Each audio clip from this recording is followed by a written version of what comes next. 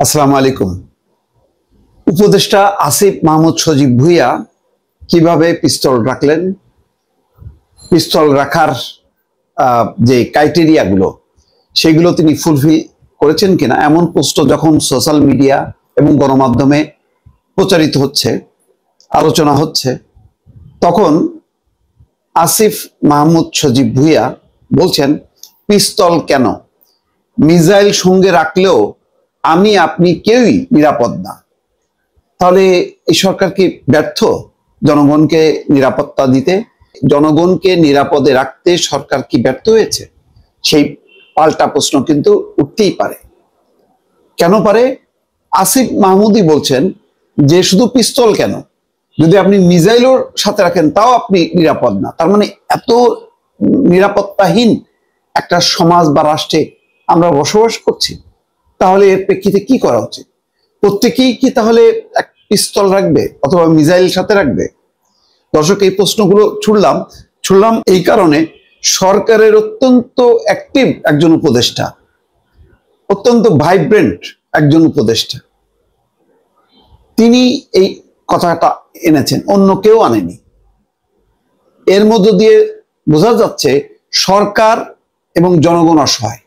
সরকার জনগণকে নিরাপত্তা দিতে সম্পূর্ণ ব্যর্থ হয়েছে। যখন ব্যর্থ হয় তখন কিন্তু এই কথাগুলো বলে। যেমন ধরেন, এই কথাগুলি কারা বলে? যারা সরকারের বাইরে থাকে, যারা অপোজিশনে থাকে, তারা বলে যে এই সরকার নিরাপত্তা দিতে ব্যর্থ হয়েছে। এটা তো সবাই বলছে। সেই কথার সাথে কিন্তু আসিফ মাহমুদের বক্তব্য কিন্তু মিলে যাচ্ছে যে শুধু পিস্তল কেন, মিসাইল সঙ্গে রাখলেও আপনি আমি কেউ নিরাপদ না। তার মানে আসিফ মাহমুদ সজীব ভুঁইয়া তার পিস্তল রাখার মানে যৌক্তিকতা তুলে ধরতে যে কিন্তু এই কথাগুলি বললেন, যেটা একেবারে সরাসরি সরকারের বিপক্ষে চলে গেল।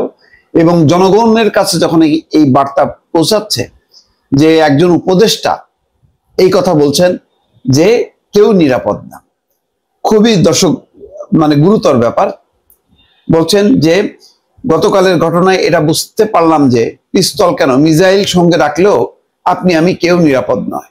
ব্যাগে পিস্তলের ম্যাগাজিন নিয়ে ঢাকার শাহজালাল আন্তর্জাতিক বিমানবন্দরে যাওয়ার ঘটনাটি প্রকাশ্যে আসার পর সোমবার বিকেলে তার নিজস্ব ফেসবুক আইডিতে একটি পোস্টে এই কথা তিনি বলছেন।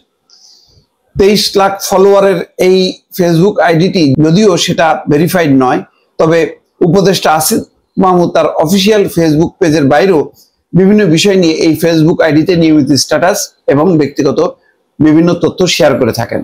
শাহজালাল বিমানবন্দরে উপদেষ্টা আসিফ মাহমুদের ব্যাগ থেকে পিস্তলের ম্যাগাজিন উদ্ধারের সিসি ক্যামেরার ফুটেজ কিভাবে সামাজিক যোগাযোগ মাধ্যমে ছড়িয়ে পড়লো সেটা নিয়ে প্রশ্ন তোলেন উপদেষ্টা আসিফ মাহমুদ।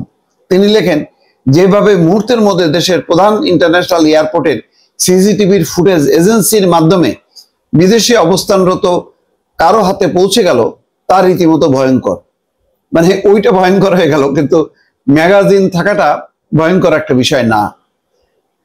এরা চাইলে যে কোনো দেশি বা বিদেশি সন্ত্রাসী গোষ্ঠী, গুপ্ত হত্যাকারী কিংবা বিদেশি গোয়েন্দা সংস্থার কাছে আমাদের real time location, schedule, sensitive information সহ অর্থ কিংবা স্বার্থের বিনিময়ে যে কোনো কিছু পাচার করে দিতে পারে।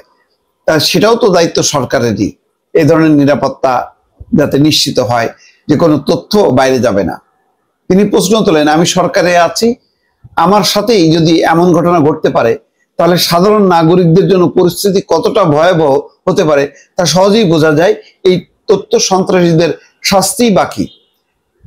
আর একটা অ্যাঙ্গেলে বলছে, মানে কেন ফাঁস হলো এটা মানে তার প্রশ্ন, কিন্তু বলছেন যে তার সঙ্গেই যদি এটা হইতে পারে তাহলে সাধারণ নাগরিক, তাহলে তাদেরই বোঝা উচিত যে সাধারণ নাগরিকরা কি পরিমাণ নিরাপত্তাহীনতার মধ্যে আছে। যাদের দায়িত্ব শত্রুর উপর নজরদারি করে আমাদের জাতীয় নিরাপত্তা নিশ্চিত করা, তারা এখন নিজেদের সব শক্তি এবং জনগণের অর্থ ব্যয় করছে দেশের নাগরিকদের উপর নজরদারিতে, টার্গেটেড চরিত্র হননে। লেজিট কিছু না পেয়ে উদ্ভট এবং হাস্যকর বিষয় নিয়ে আক্রমণ করছে। দুর্ভাগ্যজনকভাবে গণঅভ্যুত্থানে কিছু তথাকথিত অংশীজন এবং হাসিনা পুত্রের বক্তব্যে এখন আর কোনো পার্থক্য থাকছে না।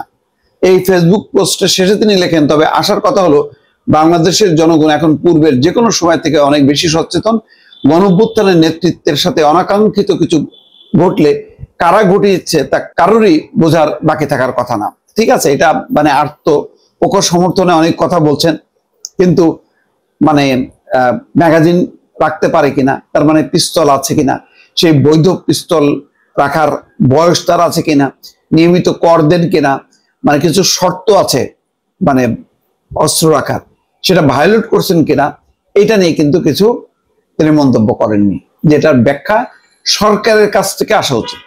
সরকারের কোনো বক্তব্য নেই কেন? এত বড় ঘটনা যেটা মানে উপদেষ্টা নিজে বলছেন, বিভিন্ন জন এই প্রশ্ন তুলছেন, সেখানে সরকার কিন্তু একেবারেই নিশ্চুপ। দর্শক ভালো থাকবেন, আল্লাহ হাফেজ।